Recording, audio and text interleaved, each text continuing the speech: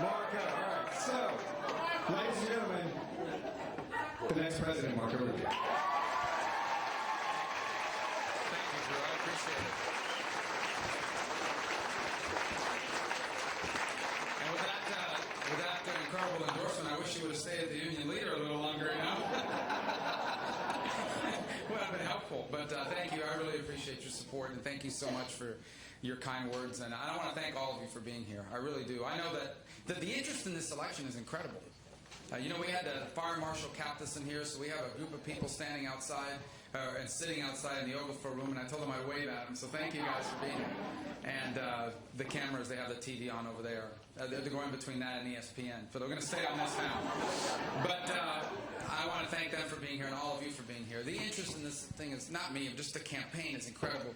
The Iowa caucuses broke all records in terms of people turning out to vote. These events have gotten so big. You've seen the ratings for the debates. Why are people so tuned into this campaign? You won! Yeah. Well, but why are people so tuned in? And the answer is because people understand that something is going wrong in this country. They sense it in their lives. They know this is the greatest country in the world. It is the greatest nation in all of human history. It's not just a great nation, it's a special nation. I believe that began at our founding. We were founded on a very powerful truth. That our rights come from God, that our rights come from our Creator, not from our leaders and not from our government.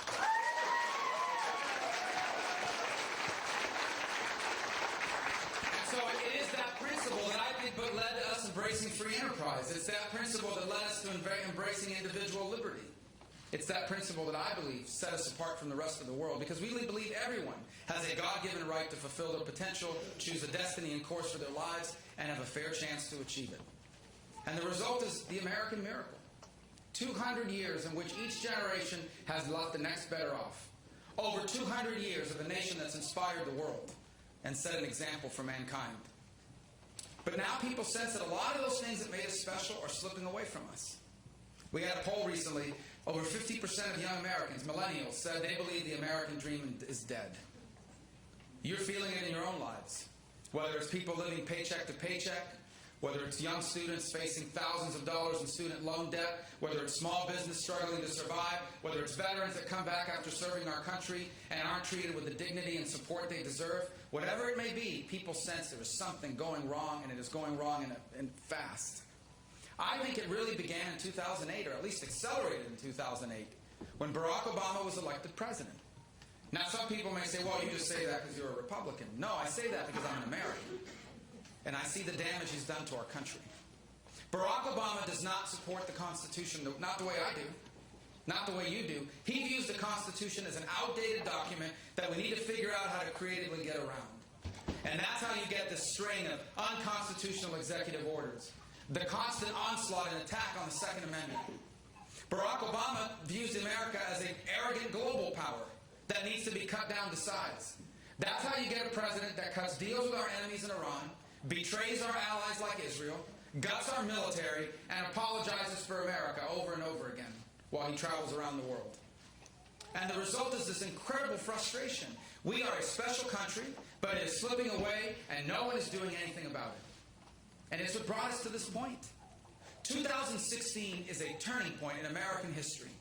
What kind of turning point is what this election is going to be about. And I believe there are only two ways forward for America. We can either be greater than we have ever been. That's a real possibility. We have a chance to be greater, more prosperous, freer than we have ever been. Or we will be the first generation that leaves their children worse off than themselves. We will be the first Americans that leave their kids worse off than themselves, and we will be a great nation in decline. I can tell you that if in November of this year we wake up to the news of President Bernie Sanders or President Hillary Clinton, yeah, that's how I feel too, but I'm just saying, if we wake up to the news of President Bernie Sanders or President Hillary Clinton, this will be a great nation in rapid decline. In rapid decline. We cannot lose this election. We must win this election. So we're going to have a spirited primary, as you're well aware, because if you turn on the television, every ad is either for a politician or for Geico. You know the one where the guy's fighting on the spruce? Have you seen this one? His mom calls him. I gotta hire those people to do my campaign commercials. I love the line she says, the squirrels are back. Your dad doesn't want to call the exterminator. He says, this time, it's personal. I love it. So we're trying to figure out who does these ads. I'm way off topic. My point is, you know that we're in a spirited primary. I want you to vote for me next Tuesday because when I'm our nominee, I will unite this party faster than anybody running for president can. We can't win if we're divided. We can't win if we are attacking each other well into November. We can't win if come August or September, we're still bitter about the way this thing turned out because your favorite candidate didn't win. We must be able to bring this party together. We must be able to bring the conservative movement together. I can do that better than anyone who's running for president right now. And that's why I ask for your vote. But not just that. I won't just bring the conservative movement together. I will go out and grow it. I want to take our message to the people who are living now the way that I grew up. My father was a bartender, my mother was a maid and a stock clerk and a cashier. They were not rich people. I want to take our message to people that are living like they did and like I have. I want to take our message to the people that live paycheck to paycheck. Because I lived paycheck to paycheck. Because I grew up paycheck to paycheck. I want to take our message to young Americans that are struggling under the weight of student loan debt. Because 3 years ago, I had student loan debt. It was over $100,000. And the only reason I was able to pay it off was because I was able to write a book. It's called An American Son, now available on paperback. I always tell that joke, but it's not a joke, guys. It's available on paperback. I'm just saying.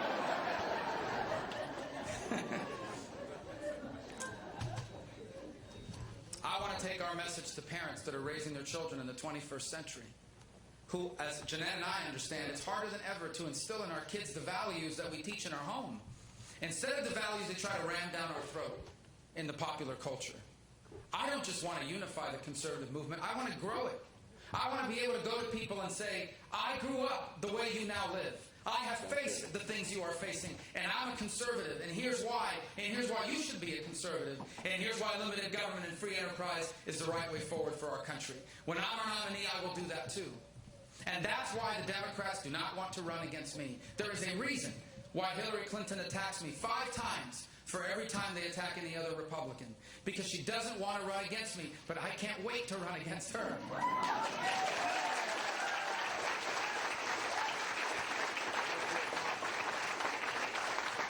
Now, you have a right to be very angry because Washington has never been more out of touch than it is right now. It's the reason why I ignored the establishment in 2010. I ran for the Senate. They told me I shouldn't run. I couldn't run, they told me basically. They had picked their candidate. It was the sitting governor of Florida at the time. But I ran and we won. And then now when I decided to run for president, some of the same people came to me with the same thing. You can't run. You have to wait your turn. You have to wait in line. I didn't know it was a line to run for president. Wait for what? After 8 years of Barack Obama, this is not a time for waiting. If we get this election wrong, there may be no turning around for America. You have a right to be angry and frustrated at the direction of our country, but anger is not a plan. For someone to get your vote, they must be willing to tell you exactly what they will do when they run for president.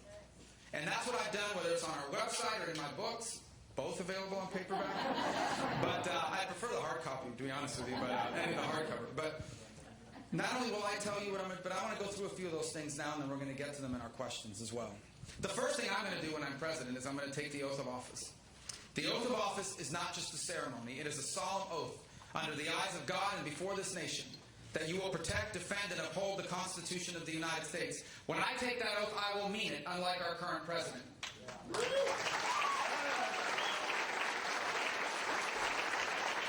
The Constitution is not a suggestion. The Constitution is the document of limitation that ensures that we have a government that protects our liberties, not decides them. And we've walked way too far away from the Constitution. We have a Second Amendment that's constantly under attack. We have religious liberties in America constantly under attack. We have a federal government that's involved in all sorts of things it was never supposed to be involved in. We don't need a federal Department of Education. That belongs to school boards and parents.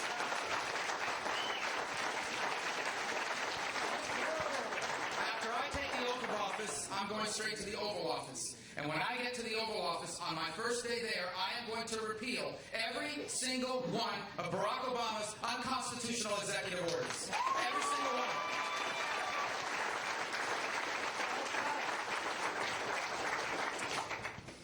On my first day in office, I am going to cancel Barack Obama's dangerous deal with the Ayatollah of Iran.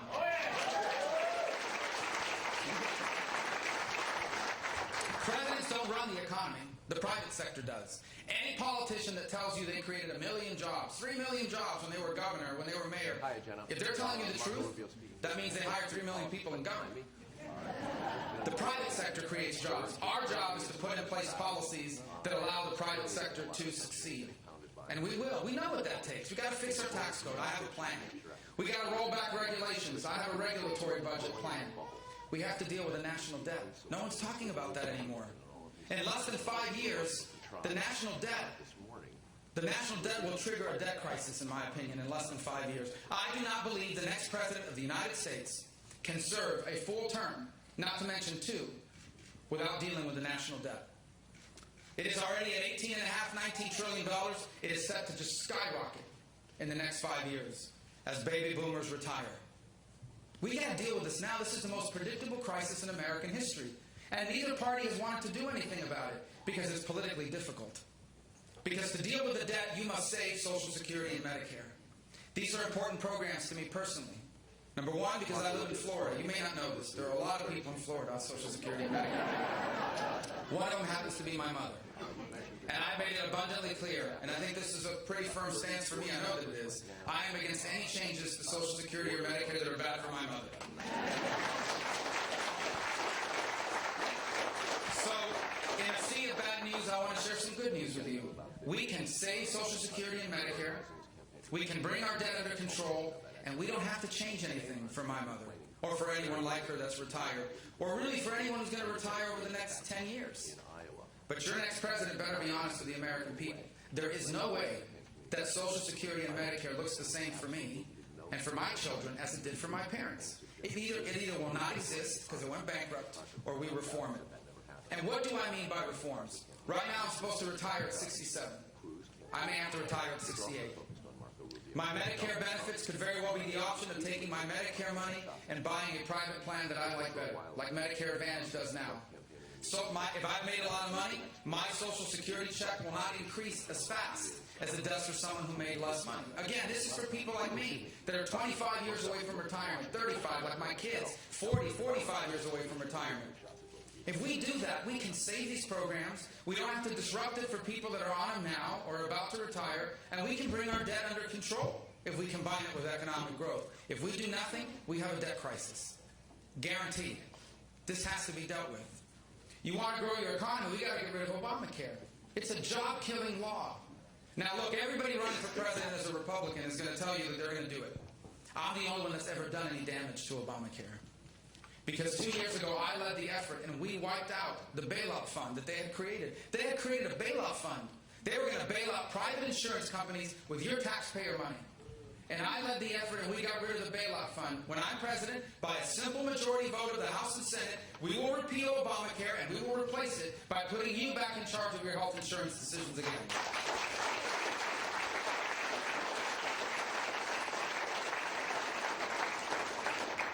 As I've already said earlier, and most of you already know, my parents were immigrants from Cuba. My grandparents as well. My wife, Jeanette, her entire family are immigrants. I grew up in a community of immigrants. I still live in a community of immigrants. I understand this issue personally. Didn't read about it in a book. Didn't learn about it on a PBS special. I've lived it. I know every aspect of it. The good, the bad, the ugly. I know this about immigration. Like every other issue before America, transportation policy, healthcare policy, immigration policy has to be first and foremost about what's good for America. What's good for the American people. Let me tell you what's good for the American people. Making sure ISIS never gets into this country. Making sure ISIS cannot use the immigration system to get killers into our cities, into our towns, and into our lives. So it's not about a religious test. It's not about discrimination. It is about the very simple rule we are going to have when I am president. And that is, if we don't know who you are, and we don't know why you're coming, when I'm president, you are not getting into the United States of America.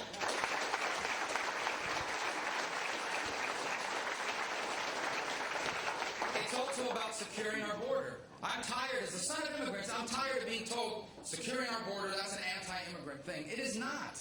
It is what sovereign countries do. And by the way, securing our borders, which is the northern border, the southern border, and our airports and seaports, is not just about immigration. Where do you think a lot of this heroin and drugs that are impacting the state is coming from? They're not airdropping it. It's coming across the borders. We know what it takes to secure the borders. Instead of hiring 20,000 new IRS agents to enforce Obamacare, hire 20,000 new border agents to secure our borders.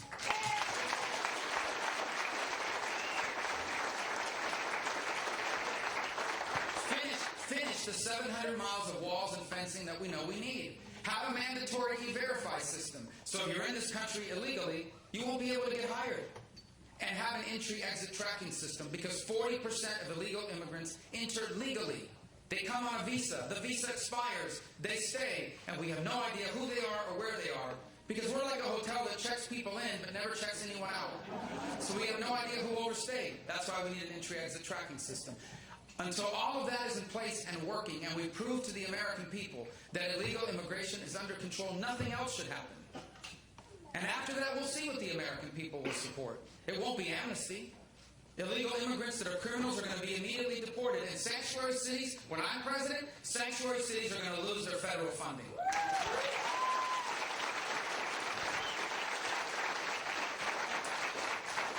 The last policy topic I'll touch upon, and then we'll get to your questions, because I'm really excited to do that here today with so many great people, many of whom are willing to stand and hear me speak, and I'm grateful to you. I wish we had more chairs. We should get up more chairs, but sometimes the town hall goes wrong, they throw the chairs. So the most important thing I'll ever do as president is be commander-in-chief. Barack Obama is a terrible commander-in-chief, because the world is more dangerous. The world is more dangerous than it was 7 years ago. A lot more dangerous. From a lunatic in North Korea with nuclear weapons to ISIS, the world is more dangerous. And our military has been gutted. Gutted. See, that's an exaggeration, some people have said to me. Well, let me give you the facts. Our Army will soon be smaller than it has been since World War II. Our Navy is about to be at its smallest size in 100 years. Last time I checked, the oceans are still really big. But our Navy is going to be the smallest it's been in 100 years. And our Air Force is about to be the smallest and the oldest airplanes. The smallest number of airplanes and the oldest airplanes we have had in our history. How can it be that the world is more dangerous and our military is being cut back this way? And by the way, this isn't just unsafe, it's unfair. You know who it's unfair to? The men and women in uniform, who we're still putting in harm's way. We're still telling them to go out and fight for us, die for us, defend us. But we're asking them to do it with older and less equipment, less people fighting alongside them, smaller paychecks. You hear the story of veterans having their homes foreclosed on, their families struggling to make ends meet while they're halfway around the world getting shot at by the Taliban. This is immoral and it is unfair, and I don't understand how anyone can run for president as a Republican in the party of Reagan and vote for budgets that spend even less and brag about budgets that spend even less. So I want to be clear in case you disagree with me on this issue. I doubt that many of you do. When I'm president, we're not cutting defense spending. When I'm president, we're rebuilding the U.S. military, because the world is a safer and a better place when America is the strongest military in the world.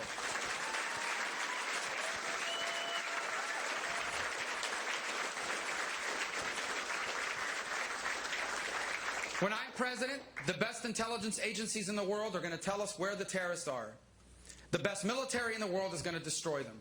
And if we capture any of these terrorists alive, they're not going to be appointed a lawyer or told they have a right to remain silent. They are going to Guantanamo, and we're going to find out everything they know.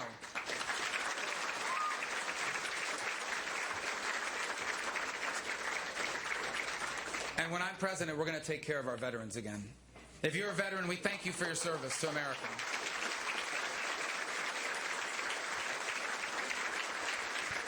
By the way, many of our veterans go on to become members of law enforcement or firefighters, first responders. This is the first line of response now when a terrorist attack happens. When they attacked us in San Bernardino, who were the first people there? Firefighters, police officers. I'm so tired of these articles. Oh, the police is so bad. They're doing the police. The police are the people that we call when we get in trouble. They are willing to die so that we live. I am grateful, and I thank God every night for our police officers and our firefighters and the work that they do.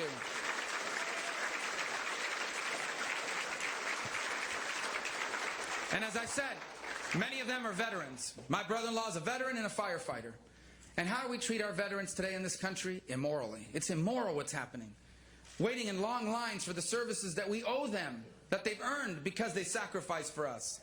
When I'm President of the United States, people that are not doing a good job at the VA are going to be fired, and veterans will be able to take their VA benefits to any hospital or any doctor that they want to go to.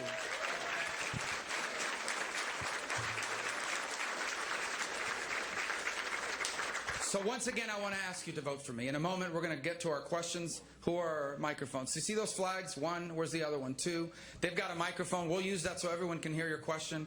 But I just want to close with this. I'm here to ask you for your vote. I need you to vote for me. I need you to go out and find people to vote for me, because we need to win this election. And I mean we, not just me, us. We need to win this election. I give this party the best chance to win, and we don't have to compromise our principles. If I'm our nominee, we will beat Hillary Clinton and Bernie Sanders. They can't be president. Bernie Sanders is a socialist. Now, usually when you say that about someone in American politics, they deny it. To his credit, Bernie admits it. He's right up there. See his picture? Where's my picture? Where they haven't got one? It's coming? All right. Well, why is he up there? I guess he's in Vermont. It's close, whatever. My point is, by the way, Bernie's a really nice person. I worked with him on a VA issue, believe it or not. So we disagree on almost everything. We agreed on that. We worked together on it. But he's a socialist. I said last week he's a great candidate for president of Sweden. I had two guys from Sweden show up at one of my rallies in Iowa. And I thought they were going to chew me out. Wow, you're bad. They said, why would you do that to our country? They said. So apparently, I take it back. I started with Norway. They got mad. Sweden. I'm really running out of countries. But anyway, the point is, I don't want to be a socialist country. There's like 50 socialist countries in the world. You want to live in a socialist country? Move. We want to be America. Hillary Clinton, on the other hand, is disqualified from being president.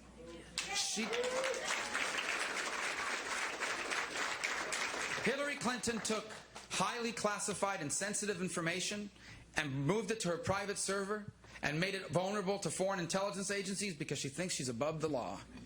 She thinks she's above the law. And Hillary Clinton is disqualified from being commander-in-chief. Because anyone who lies to the families of people who have died in the service of our country, like those 4 brave Americans in Benghazi, anyone who lies to people who have lost their family members in the service of America can never be the commander-in-chief of the United States of America.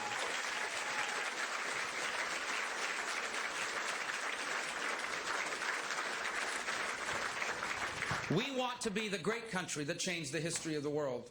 We want to be the country that values all human life at every stage in that life. We want to be the great country that believes that everyone has a God-given right to fulfill their potential. We want to be the special place, not just that I was born in, but the place that changed the history of my family. Neither one of my parents comes from power or privilege. My father actually had it really hard. My mother had it hard. My father had it really hard.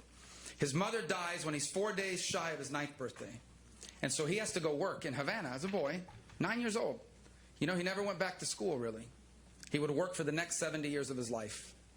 When my parents arrive in the United States in 1956, they have nothing. They barely speak English. The first words my father learned to speak in English were, "I'm looking for work," or "I'm looking for a job," because somebody had written it out for him on a little slip of paper and spelled it phonetically. They had a few relatives, but no one of any influence. No money, not much of an education, and they struggled. Life in America for them was not an instant success. It was struggle, it was scary, it was discouraging. Here's what's so amazing. Literally, less than 10 years after they came here like that, my parents owned a home. My dad was working as a bartender on Miami Beach, and they owned a home. Not a mansion, but a home in a safe and stable neighborhood. Fast forward a few decades, my parents retired, both of them, with dignity. Not with wealth, but with dignity and with security. And the most important thing of all for my parents, both of them lived to see all 4 of their children grow up and have a better life. They lived to see the fruits of their sacrifice.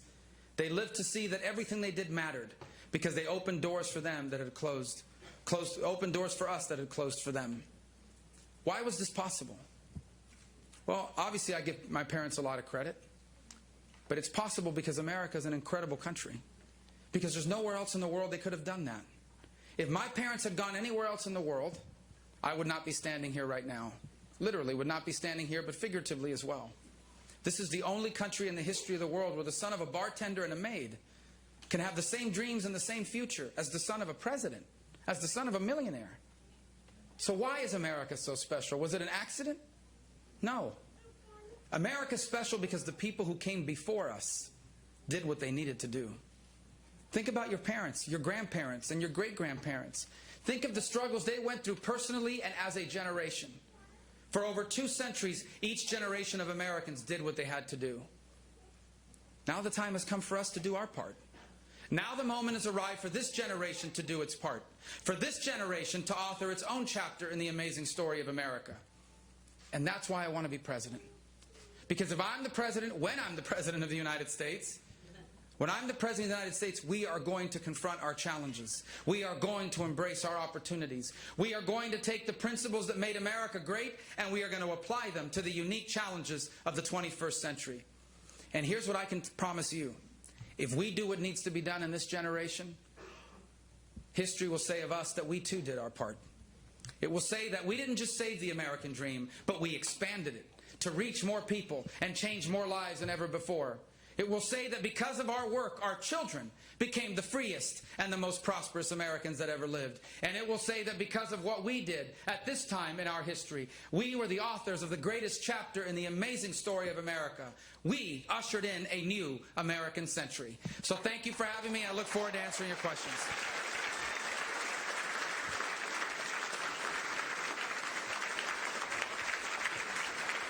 You've got it. Thank you.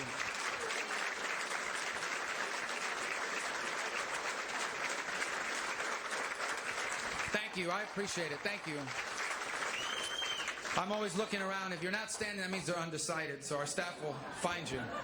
Okay, please find the people with the flags on. I see your hands, but I've got to get the flags to get you the microphone, so please locate them. Yes, sir. Okay, Senator Rubio, I'm an Air Force veteran, and Thank you for your I got on service. discharge. And I'm just wondering, how are you going to rebuild the military when during Reagan years they built it up supersized and left it a deficit, and when Bush took office, he had to face a BRAC, which was basically closure, and we lost that base in New Hampshire. Yep. And Well, Devon's was Massachusetts closed down, and Right. the Air Force is pint-sized compared to what it was in the old days of old. Right. How do you plan to do anything? Well, first of all, the BRAC process was a combination of the deficit, but it was also a combination of what they tried to take a peace dividend. In essence, they argued, hey, the Soviet Union's gone. We don't have to be as powerful anymore. And, of course, we had to come back years later and make up for that. And that's why the BRAC process actually happened. Reagan actually wanted to cut spending. Congress wouldn't let him. And what Reagan said is, no matter what, we're going to rebuild our military, because if we're not safe, we can't be prosperous. The truth of the matter is defense spending is not the driver of our debt. It just is not. By the year, in less than 5 years, only 17% of our budget will be discretionary spending, meaning 17% of our budget will be defense, roads, bridges, everything else. The rest of our budget will all be Medicare, Medicaid, Social Security, and the interest on our debt. That's what's driving the debt, not defense spending. That has to be dealt with. We still have time to deal with it in a way that doesn't disrupt Social Security and Medicare. I can't tell my mom, she's 85, I can't tell my mom to go get a job. And by the way, we shouldn't change her Social Security and Medicare, because all those years that she worked, they took money out of her paycheck. And they told her, we're going to take this money out now. When you retire, we're going to give you back. So it's a promise that was made. We need to keep it. But we've got to deal with it in my generation. I'm 40. I'll be 45 in May. I feel 46. Okay, but I'll be 45 in May. My Social Security is not going to be able to work the same as it did for them. It'll still be the best thing in the world. It's just going to work a little differently. And you know what? I have 25 years to get ready for it. That's a big difference from someone who has 5 years to get ready for it, or 8 years to get ready for it, or someone who's already in it now. That is the only way that we can deal with our long-term spending problem. We cannot tax our way out of this.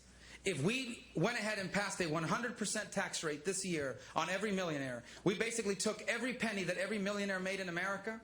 Number one, they'd leave. But number two, it wouldn't be enough money to even make a debt. It wouldn't even make a dent on the debt. That's how big and massive this has gotten. We must deal with these programs and save them. And if we fail to do so, we will have a debt crisis. Because there will come a point where the markets that buy our debt are going to look at America and say, these guys have no plan to pay this debt.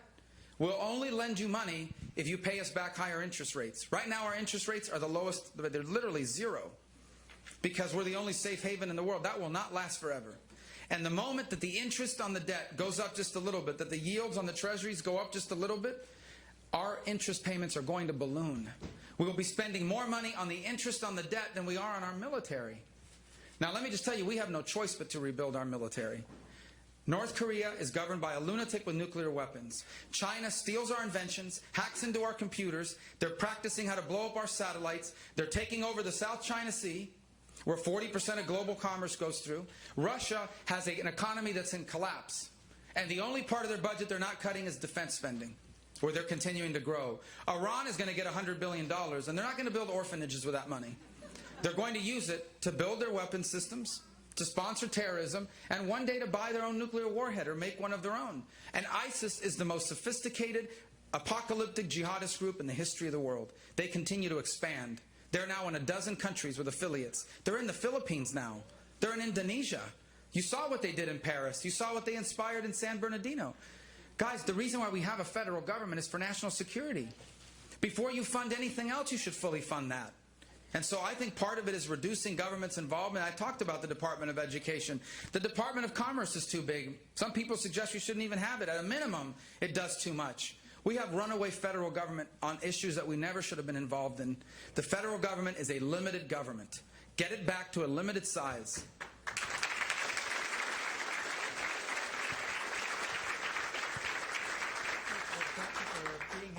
Thank you. For taking a stand on Social Security.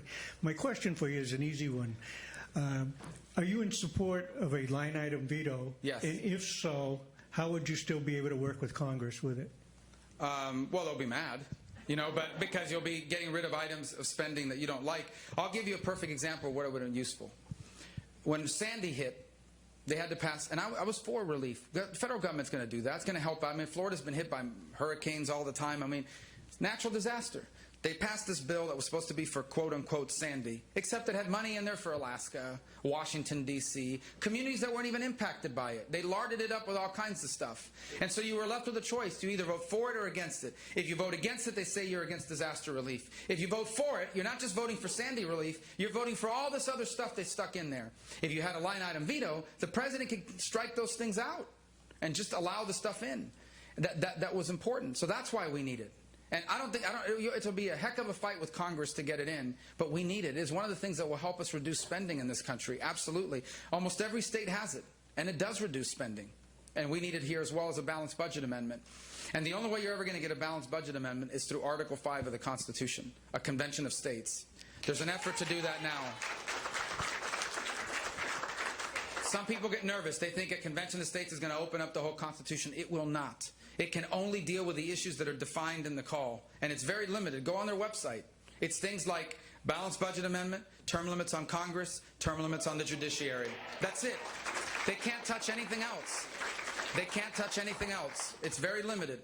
That's the only way you're ever going to get it. Congress will never pass that. They'll never put that on the Constitution, ever. I don't care how much they tell you they will. They won't. It has to be a limited convention, and the one they have now is. But that's the only way you're going to get these sorts of things to happen. Can we wait for the microphone? Because I don't know if everybody can hear you. Sir, I'll come up there in a moment. He'll come up and get you. Up there in a moment. We have one right here. Give him the second to get up to you so everybody can hear your question. I was going to go here. Okay, he'll get you next. Yes, sir. Hi, Senator Rubio. My name is Hi. Peter Bouchard. I'm an undecided voter from Hanover, New Hampshire. I really like what you say, but help me decide between you and the governors that are in the race, and talk to me specifically about your experience that will make you the next president. Well, let me begin by saying that no one running for president has presidential experience. Being president is nothing like being governor. It's nothing like being a senator. My second point I would say to you is Barack Obama is not a bad president because he lacks experience. He now has 7 years of presidential experience, and he's worse today than he was in his first year. So he's a bad president because he has bad ideas and bad ideology and bad, the way he's taking our country is not the positive approach. Now, look, I'm proud of what I've done in public service. I was a legislator in Florida, and I passed eminent domain legislation that today, not just in the Constitution and in law, that today serves as a model for the country on how to prevent private developers from using government to take private property. We passed that when I was in the legislature. I did that. I was the Speaker of the House in the third largest state in the country.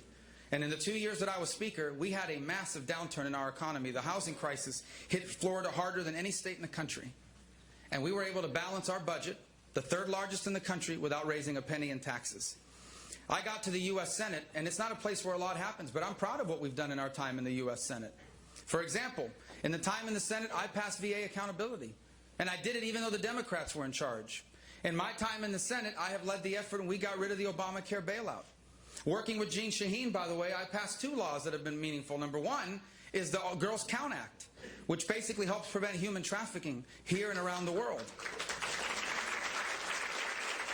The other, about a month ago, we passed additional sanctions on Hezbollah. Yesterday, the Senate passed, and the House will soon pass another one of my laws that reinvigorates our strategy of working with Jordan on the threats they face there in the part of the world. So I'm proud of what we've done, but here's why I'm running for president. Because the big things that are happening in this country, you will not be able to deal with them until you have a president willing to deal with them. Congress can help shape the agenda, but only a president can help set the agenda. And if we don't get the right president in office now, things are not going to change. Now, the most important job of a president is to be the commander-in-chief. Okay? No one running for president has more experience, has shown better judgment, or better understanding on the national security issues than I have. On my first day in office, as a member of the Senate Intelligence Committee, I have access to the most classified information of this government, equal to basically what the president sees, except not at the same time. No one else in the race has access to that. I've had it for 4 or 5 years. 5 years. When I become president, on my first day that I get a briefing, I'll have known that information because it'll be current to me. I've been doing it for 5 years. The same way on national security and foreign policy. On many of the threats we face today, I warned about them before they happened. I warned about ISIS, or a group like ISIS, before ISIS happened. It's in the record, going back to 2012. When ISIS crossed over the border in 2014, and Barack Obama was saying that they were just a JV team, and many people didn't even know what they were, I was warning that this group needed to be confronted immediately, or they would turn into the threat they've now become. So I'll hold up my experience on national security and foreign policy and my judgment to that of anyone in this race, including Secretary Clinton. And that's the most important job a president will do. Presidents don't run the economy. You don't want a president that thinks they run the economy. We have one now, and it's been a disaster. But you do need a president that understands national security and foreign policy. I may not have lived as long as some of the people running, but in the time that I've been involved in these issues, I have more experience and shown better judgment than any of them has.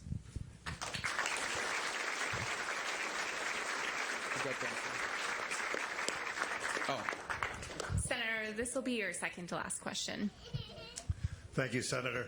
I'm the proud father of 3 Republican millennials, and they have a major issue that is not often addressed by Republicans. Would you address climate change, please?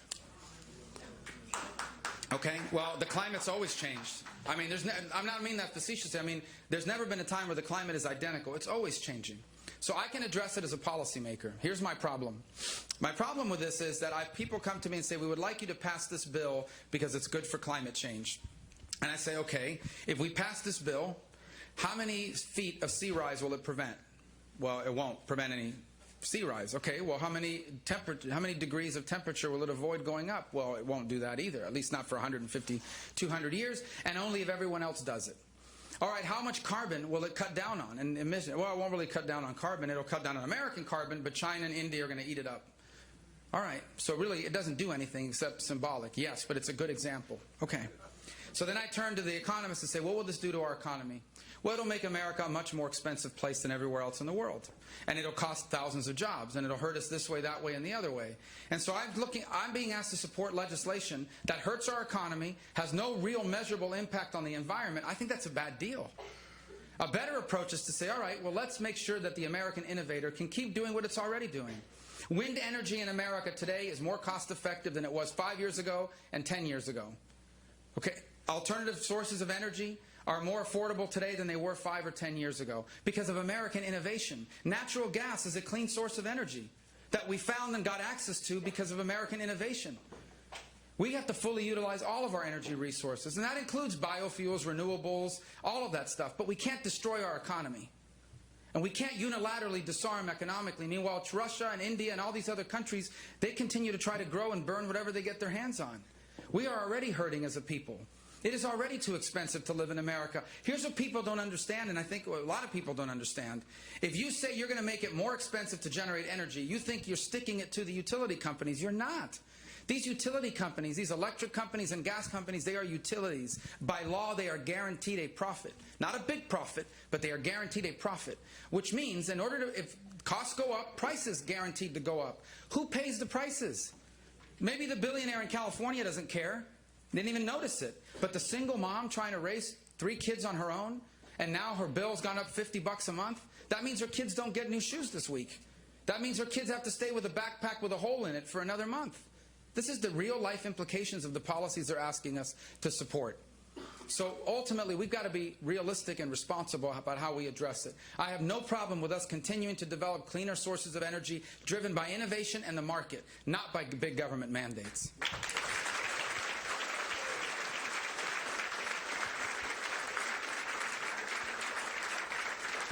Senator, you've given several examples today of reaching across the aisle to forge solutions. Are you planning to take the No Labels Problem Solver pledge? If so, when? If not, why not? Well, again, I mean, I don't know about pledges. I think that you can look at my record and see that I've been willing to work with people across the aisle if it makes sense. There's some issues we're not going to be able to work together on. I doubt very seriously that the Obama administration is going to cooperate on repealing Obamacare. I don't think they're going to be cooperative with us on some issues, and that's why we have elections. There are issues in America we have to have an election over because there's a big disagreement. But if there's a chance to work together, I always have. I did it as Speaker of the House, and I've done it as a Senator. I've worked with people all across the aisle on higher education issues. I am the only Republican candidate that consistently talks about higher education debt and the cost of going to college and universities. And I have a full agenda on that that's all bipartisan. Every one of my ideas has a Democrat working with me on it. I'm working with Cory Booker in New Jersey on making Wi-Fi and broadband technology more widely available and cheaper, because it's a big impediment to a lot of people. Again, I always cite personal examples. I remember recently taking my kids to McDonald's after a practice one afternoon, and I saw a mom with her kids on the laptop sitting there. They weren't even eating anymore. And I happened to know who she was, and she said she was there. Well, my kids knew one of the kids. She was there because she has no Wi-Fi, and their kids need Wi-Fi to do homework. So they went to use the free Wi-Fi at McDonald's. So a lot of that has to do because we have a broadband crunch in America. This is not a big, high-profile issue. It's not an issue that I can put on a bumper sticker. But that's an issue I've worked with in a bipartisan way. If you can work on something in a bipartisan way, your chances of passing it increase exponentially. So if there's a chance to work together, I've always looked for ways to do it. I think the bigger issue is, and I am committed to problem solving, and I've shown that, not just by a pledge, but what I've done in my career. I've always taken on issues. I've always outlined specific ideas. But here's the broader point, and one that I want to discuss as well. We cannot afford to have another president that deliberately divides us against each other, that deliberately pits us against each other, hoping that he can get 51% of the people to vote for him or her by being angry at the other 49%, because that has real consequences in our society. I intend to be a president of all Americans. So there are people that don't like me, that say nasty things about me, that will vote against me. I'm going to cut their taxes too. I'm going to be... It doesn't mean people are going to agree with me on everything, but it does mean that I'm going to work every day to try to represent all Americans, because in the end, to be the president, you have to be the president of the United States of America, which means is you have to love the American people, even the ones that don't love you back. And that's an important difference between being president and being a different kind of political office holder. The reason why I'm going to stop short on the questions is because I stay, that's why that X is on the ground. I stay till the end, until everybody, I've been able to shake everyone's hand who wants to stay. And so that's why I'm going to make sure I get time to get everybody, because there's a lot of people here and some people waiting outside. So I just want to close where I began, by asking you for your support. I need your support. I'm asking you for your support. I know you have a lot of choices. You know, 1 out of 8 Republicans ran for president this year. That's a lot of people. But I'm asking you for your support. Oh, this gentleman didn't get his question. I'm sorry. Can we get him the microphone? I apologize. I almost forgot. Here, use mine. If you promise to give it back. I think you can hear me. Yeah. And I appreciate you recognizing me, because some of the candidates that are running with you are, well, I've been a private investigator in Washington for over 30 years. and you know me too, your chief of staff when you were speaker in Florida. I had an office in there for 15 years. And I got an issue here that affects every person in this room. The Seabrook nuclear plant has counterfeit substandard parts in them, and all 4 plants in Florida has it too, and I get the evidence for it. Also, the security booth at Seabrook right now is empty, and I gave the complaint to the Nuclear Regulatory Commission. You know what they told me? It's not required. Not required. Now, I have a challenge for you. I want you to confront Mr. Trump, because he's had this evidence for 150 days. Mr. Carson has had it since September 30th when I approached him at UNH. And by the way, I'm running for president too, and it's ironic, but I was here the 19th, January 19th, and some strangers called me, said I won the debate. I can't even get a ticket to the debate, let alone get in there. Thank you. I appreciate it. All right. I'll look into that. Let me get the information. We'll look into it. The evidence right here for you. Okay? All right? Very good. I'll make sure our guys get it. In the New Hampshire press, they aren't doing too good a job. All right. We'll look at that information. I promise you. There you go. All right. Well, don't be stealing any of my votes. Thank you very much for being here. My last request, if you want to be a part of our campaign, please sign up on the way out so we can stay in touch with you. I told this to the people in Iowa, but I want to be honest with you. We're going to hit you with a lot of emails the next couple of days to make sure and then we're going to leave you alone until September, because we're coming back to win New Hampshire in the general election. So thank you, and God bless you. Thank you.